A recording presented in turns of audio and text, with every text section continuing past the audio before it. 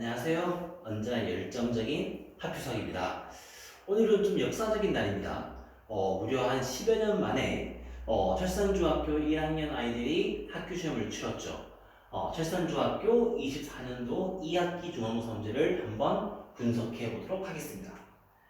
자, 이번 철산중학교는 기본도형과 통계로만 문제가 출제가 되었고요. 객관식 17문제에 서술형 2문제가 출제가 되었습니다. 서술형 2문제의 합이 25점이었고요. 객관식 17문제의 배점이 75점이었습니다. 서술형 2문제가 한 문제는 10점, 한 문제는 15점으로 배정이 되었었죠. 서술형이긴 했지만 긴 서술을 요구했던 게 아니고요. 단답형의 서술을 요구했던 것으로 보아서 아이들이 서술형에 대한 부담은 크지 않았을 걸로 보입니다. 난이도를 보게 되면 상레벨이 2문제, 중간 레벨이 11문제, 하레벨이 6문제가 출제가 되었죠. 제가 누누이 말씀드리지만 상문제가 2문제입니다 라는 말보다 중상 레벨 합쳐서 13문제가 출제가 되었다. 무려 하 난이도보다 2배 이상의 문제가 출제가 되었기 때문에 이번 시험은 아이들이 느끼는 체감적인 난이도가 상당히 높았을 걸로 보인다 라고 판단이 됩니다. 단원별로 문제를 보게 되면 기본도형에서 총 5문제가 출제가 되었고요. 위치관계에서 1문제, 합동에서 6문제, 통계에서 7문제가 출제가 되었습니다. 상레벨은 위치관계와 통계에서 한 문제가 출제가 되었고요. 이번 시험 범위에서 개인적으로 합동 단원에서 어렵게 문제가 출제가 될 수도 있지 않을까라고 생각을 했는데 합동은 비교적 쉽게 출제가 되었던 걸로 보입니다. 이제 어떤 문제가 킬러 문제였는지를 한번 살펴보게 되면 바로 1번입니다. 저는 개인적으로 이번 시험에서 가장 키포인트는 바로 1번이었다고 보입니다. 자, 1번은 학교 프린트에 있는 문제가 그대로 출제가 되었습니다. 그런데 학교 문제 출제가 프린트에서도 문제였기 때문에 괜찮잖아 라고 보실 수가 있는데, 자, 이 문제를 제가 뭐 오픈일 수도 있겠지만 이거는 어떤 퀴즈 문제를 풀었을 때 배점과 관련된 문제인데 이 문제가 그냥 풀어보려고 하면은 점수가 개수가 정답이 딱 떨어지지 않습니다. 이거는 문자를 써가지고 관계식을 구해야지만 답이 나오죠. 이거는 통계 문제라고 하기에도 좀 그렇고요.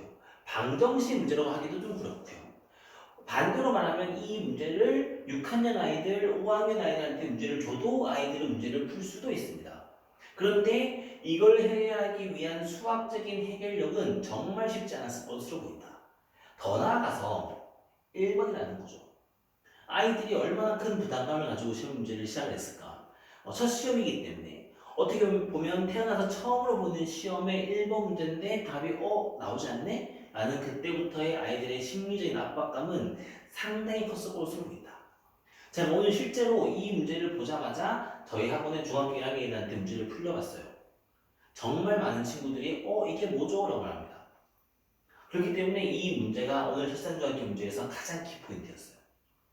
자, 나머지는 사실 중요한 어렵게 나오는 문제가 사실은 많지 않았어요. 7번 문제가 있었는데 7번 문제는 정계도를 보고 겨냥도를 만들어서 꼬인위치라든가 위치관계를 물어보는 문제였고요. 이 문제는 거의 대부분의 문제집에 다 수록되어 있는 문제들입니다. 그렇기 때문에 전혀 어색하거나 불편하지 않는 문제인데 문제 자체의 난이도가 높은 편이고요.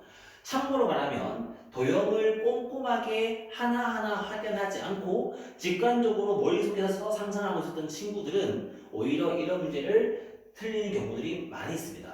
그렇기 때문에 학교 시험을 풀 때는 빨리 푸는 것도 중요하지만 정확하게 푸는 게 중요하죠. 이런 문제를 평상시에 공부할 때 입체 도형을 그려서 A, B, C, D라는 점을 찍어가면서 꼼꼼하게 푸는 연습을 했어야지만 이 문제에 대한 정답이 완벽하게 나오게 된다. 자, 제가 총평을 한번 해보겠습니다. 자, 이번 시험은 아까 말씀드렸던 것처럼 자유학기제로 전환이 되어서 10여 년 만에 부활한 정말 중학교 대학의 시험입니다. 제가 광명권에 처음에 수업을 시작했을 때, 제가 강사로서 수업을 처음 시작했을 때 철산중학교, 하안중학교 등등의 중학교 1학년 시험을 치르고 있었어요. 그때 시험을 대비했던 것을 기억을 해 가면서 철산중학교 문제를 한번 준비를 해 봤었어요. 그리고 실제로 작년에 2023년에 서울 강남권에서는 학교 시험을 치렀었어요. 중학교 1학년에서. 그래서 저희 학원 아이들은 그 강남권 기출 문제로 트레이닝을 하시긴 했었습니다. 그렇기 때문에 아이들이 느끼는 부담감은 혹은 문제에서 느끼는 체감적인 난이도는 높지 않았을 겁니다. 사실 제가 오늘 중학교 1학년 애들, 철산중학교 애들 다 불러가지고 시험지를 하나하나 분석을 하면서 아이들한테 어떻게 문제를 풀었는지를 다 물어봤는데 아이들이 저한테 한 얘기는 다 똑같습니다. 문제가 낯설진 않았다. 그게 중요한 겁니다. 문제를 낯설진 않았어요.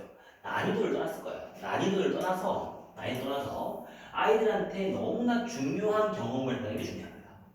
이번에 좋은 결과를 받은 친구들도 있을 거고요. 다소 아쉬운 결과를 가져온 친구들도 있겠죠.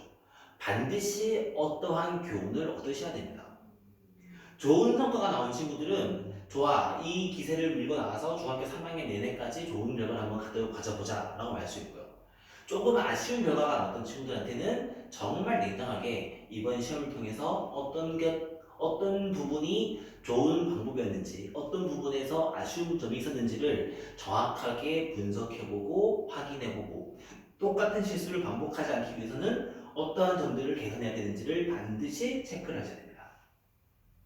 사실 철산중학교만 그런 게 아니고요. 모든 중학교, 모든 고등학교에서 내신 대비를 할 때 가장 중요한 건 학교에서 배부해준 프린트가 제일 중요합니다. 그 프린트에서 대부 출제가 된 것도 이번 철산중학교 문제의 가장 큰 특징이기도 하고요. 그렇기 때문에 내신 대비 과정에서 반복을 하면서 이제 트레이닝을 하는 것도 중요하지만 네, 제가 누누이 말씀드리지만 학교 시험 100점을 맞는 것만큼 더 중요한 건 지금 하고 있는 것들에 대한 마침표를 찍는 게 중요하다. 자, 이제 광명권에서 소아중학교, 철산중학교가 시험에 대한 스타트를 끊었습니다. 이번 기말고사가 되면 대부분 학교에서 시험을 보겠죠. 자, 중학교 1학년 아이들이 어떻게 내신 대비를 해야 되는지에 대한 가이드가 잡혔습니다. 오늘 철산중학교 2학년, 철산중학교 3학년 문제보다 철산중학교 1학년 문제가 더 어렵습니다.